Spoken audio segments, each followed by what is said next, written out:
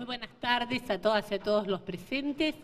Marcelo ya ha saludado a todas y cada una de las personalidades que nos acompañan. Para nosotros es una responsabilidad y una alegría poder transmitir qué es lo que nuestro programa de gobierno quiere llevar adelante en la educación de los uruguayos y de las uruguayas.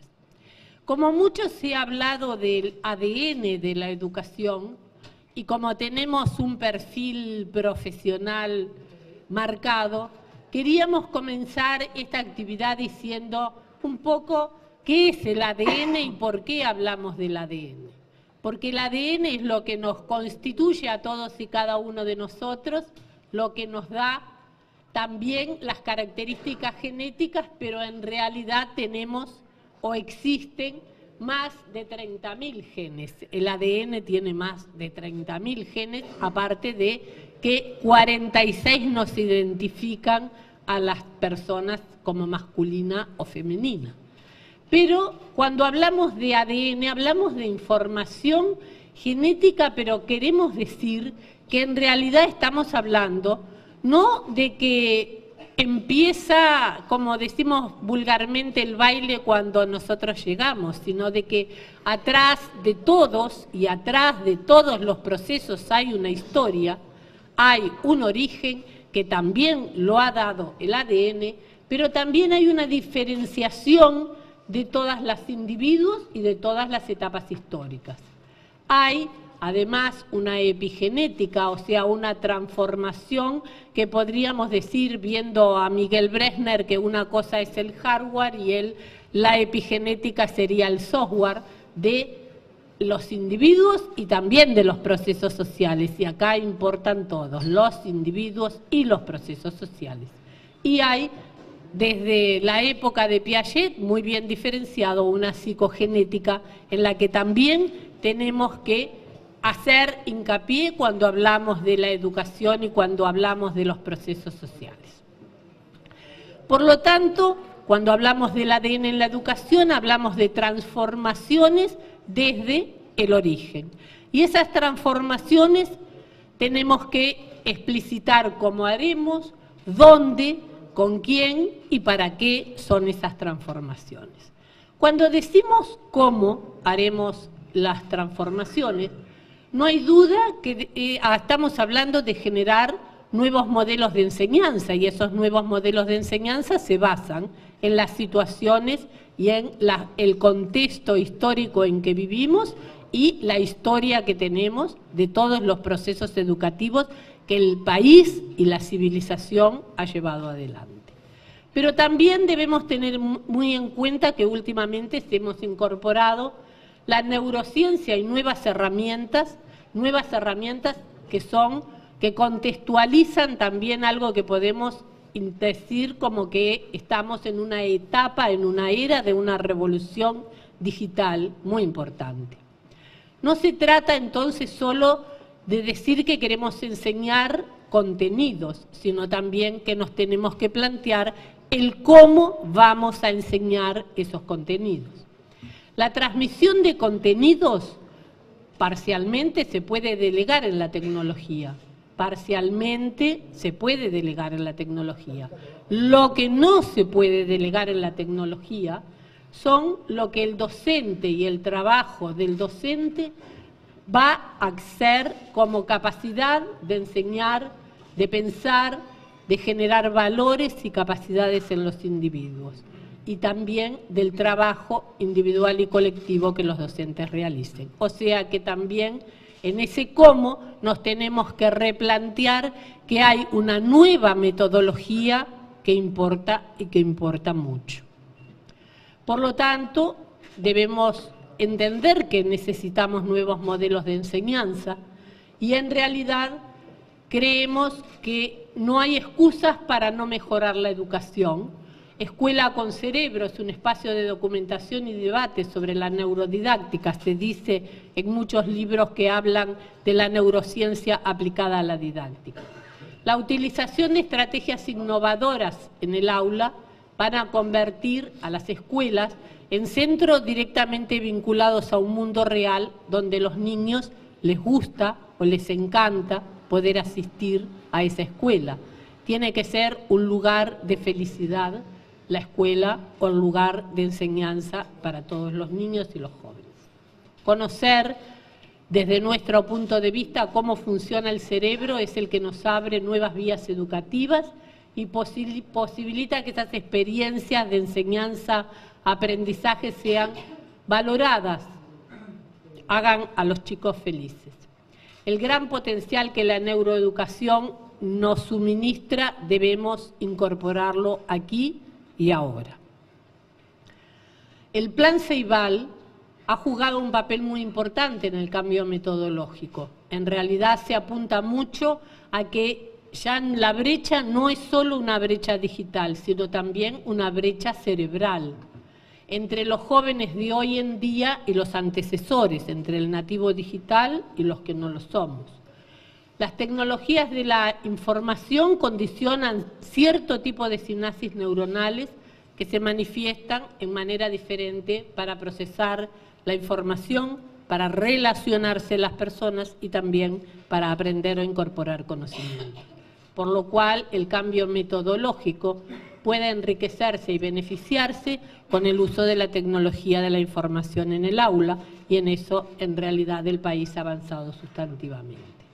Pero en realidad, nada sustituye el docente y los cuerpos docentes como clave de ese aprendizaje basado en proyectos. Muchas de estas innovaciones han sido incorporadas por docentes y equipos pedagógicos, a pesar de que el sistema actual no las apoya lo suficiente en horas de trabajo, en tiempo lectivo, en organización de la malla curricular. Creemos que apoyar estas innovaciones es un compromiso que este gobierno está dispuesto a hacer y que incorporaremos la metodología de trabajo futura. El docente y los cuerpos docentes son la clave para transformar, para trabajar en la educación del presente y del futuro.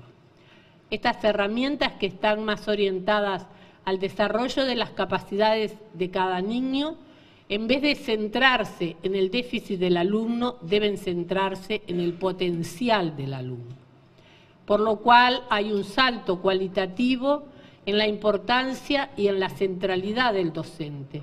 Un buen docente no es el que conoce solo su asignatura, es el que conoce sobre todo la capacidad del alumno y lo logra dotar de herramientas apropiadas para que acelere el camino hacia el conocimiento.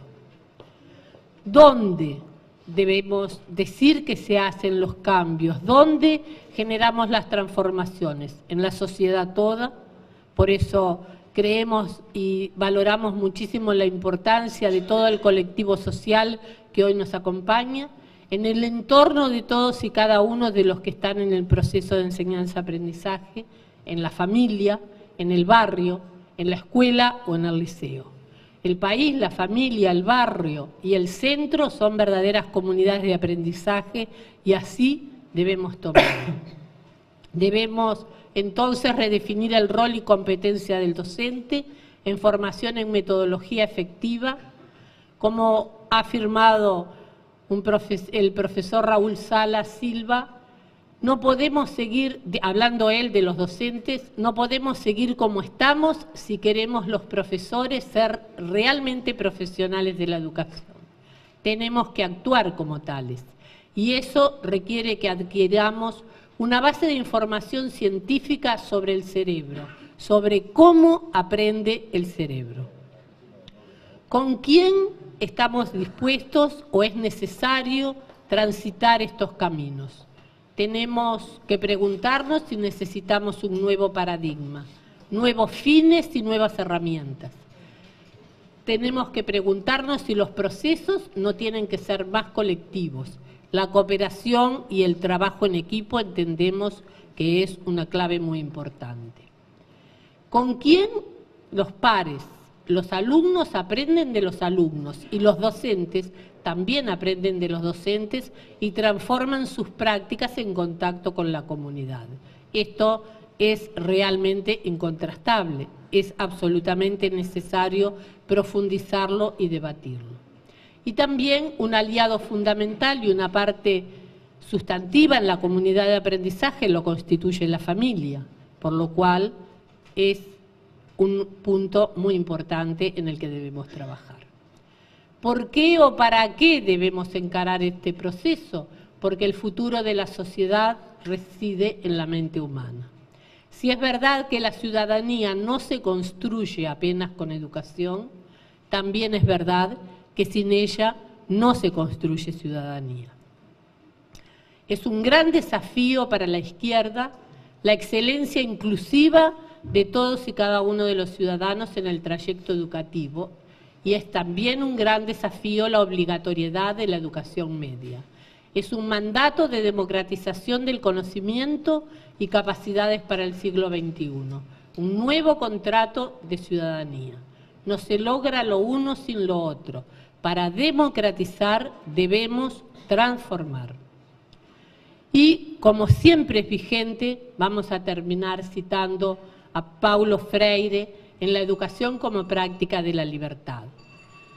La obra de Freire está marcada por una profunda pasión por la libertad humana y al mismo tiempo una rigurosa y siempre renovada búsqueda de una pedagogía generadora de una democracia militante.